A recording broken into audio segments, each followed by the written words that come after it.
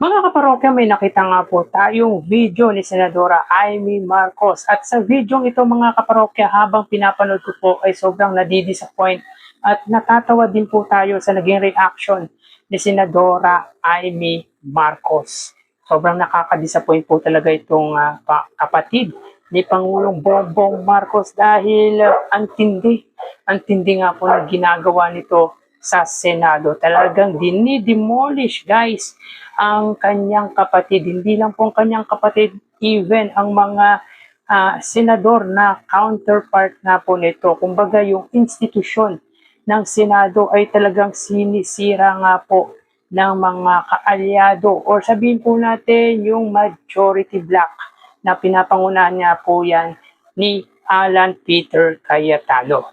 So yun nga po mga kaparokya, matatandaan na nitong nagdaang Lunes, if I'm not mistaken, ay Monday nga po gumawa ng privilege speech si Amy Marcos na kung saan sa video na iprinisenta nga po nito sa plenaryo ay nagplano daw po ng pagbabago sa konstitusyon ng bansa. Kumbaga, pinaparatangan ng senadora ang minority senators or ilan ngang mga senador mula sa minority sa pangunguna nga po yan ni Senate President or former Senate President Tito Soto na baguhin ang konstitusyon ng ating bansa. At sa video na prinisinta nga po nito sa plenaryo ay nabatid siguro nito na talagang fake news or conspiracy theory ang nilalaman nito. At yun nga po mga kaparokya, tila sinisisi talaga nito ang kanyang staff. Kumbaga mga kaparokya, dito maasar ka kay Amy Marcos dahil wala po siyang accountability, sense of accountability or hindi po siya accountable sa maling ginawa nga po ng kanyang staff. But anyway mga kaparokya, tara panoorin po natin ang video na ito. Yan.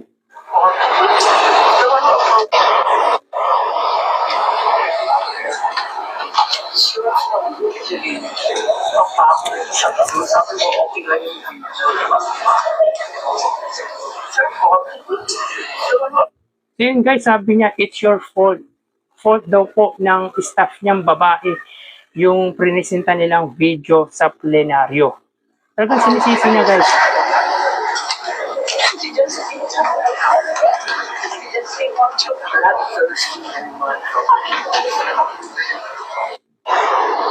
Nakakatawa guys na yung ganung reaction. Sabi niya sa staff niya ay ipapako daw po sa krus.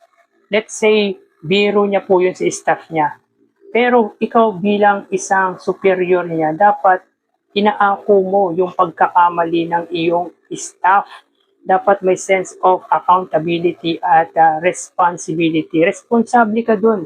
Unang-una, bakit hindi mo chinek or dinoble check yung video na ibinigay sa'yo? Ibig sabihin lang yan guys, ay medyo talagang may katangahan siguro si Senadora Amy Marcos, siguro tinamad, which is sa palagay naman natin guys ay may pagkatamad talaga itong si Amy Marcos. Ang tanging alam lamang nito ay siraan at batikusin ang administrasyon ng kanyang kapatid. So yun nga mga kaparokya, kung ito ang magiging leader ng bansa, grabe, baka masadlak lalo sa kahirapan ang mahal nating Pilipinas. Dahil wala po siyang pag-ako, hindi nga po niya inaako ang kamalian ng kanyang staff. How much more pa kaya kapag naging leader po ito ng isang bansa? At tingin ko mga kaparokya, hindi naman na ito mananalo if ever man na tumakbo ito in any position. Ewan ko lang po sa lugar nito sa Ilocos Norte. But anyway mga kaparokya, dito pinapakita lang po ni Amy Marcos na napakahina po niyang leader. He doesn't serve for the Filipino kundi sa kanyang sariling pang-interest lamang. Nagsisilbi siya para sa kanyang sarili. Pinagsisilbihan niya ang amo niyang mga Duterte. Grabe, sino ba namang matinong tao ang kakalabanin, ang sisiraan ang administrasyon ng iyong kapatid? Sa palagay ko ay nawala na nga po sa katinuan itong si Senadora Amy Marcos at kung ano-ano na lang po ang patutsadang inilalabas nito na wala naman pong katotohanan. Fake news talaga itong mga paparokya at talagang pinapakita ni Senadora Amy Marcos na dapat siyang hindi na pagkatiwalaan ng mga Filipino. Wala na pong tiwala ang Filipino sa kanya, talagang halos karamihan.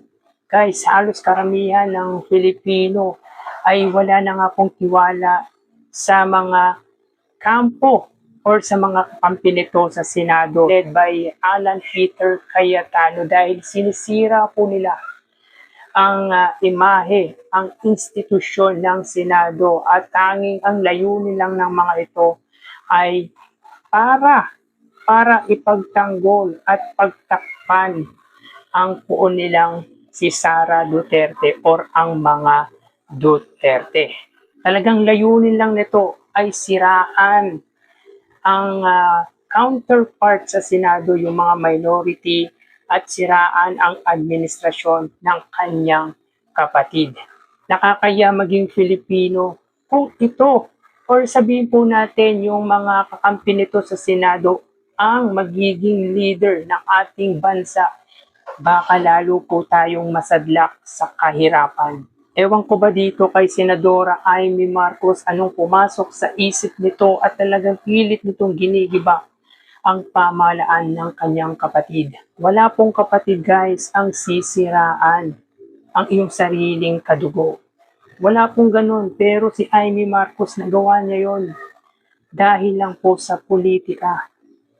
Nakakaya guys kung ganito ang magiging leader natin, yung katulad ni Amy Marcos na wala pong sense of accountability at sense of responsibility. Isipin mo, nagpresenta siya ng video sa plenary tapos hindi niya pala muna dinouble check kung fake news ba to or kung conspiracy theory lang ba ito. Diba, responsible din siya sa pagkakamali ng kanyang staff.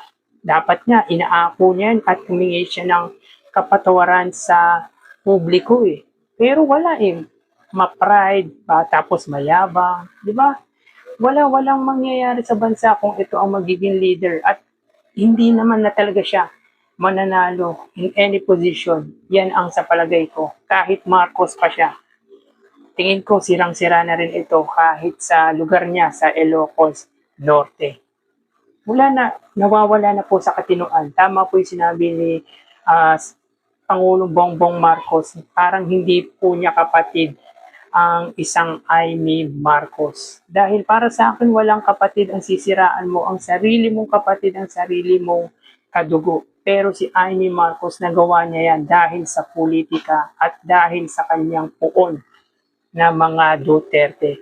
Mga Duterte lang, yung mga DDS na supporter or mga vlogger ang naniniwala sa ginagawang mali ng mga kakampi ng mga Duterte. Sila lang ang naniniwala pero mostly ng mga Filipino ay wala na nga pong tiwala. Wala na pong tiwala ang mga Pilipino sa mga Duterte. Lalo na dito kay Amy Marcos. Dahil kung kapatid mo nga ay kaya mong siraan, how much more pa kaya kung yung mga kaibigan mo. Talagang pinapatunayan lang po ni Senadora Amy Marcos na wala na po siya sa tamang katinuan. At kung napanood nyo guys yung video, parang ginagawa niya pong katatawanan pa yung pagkakamali niya.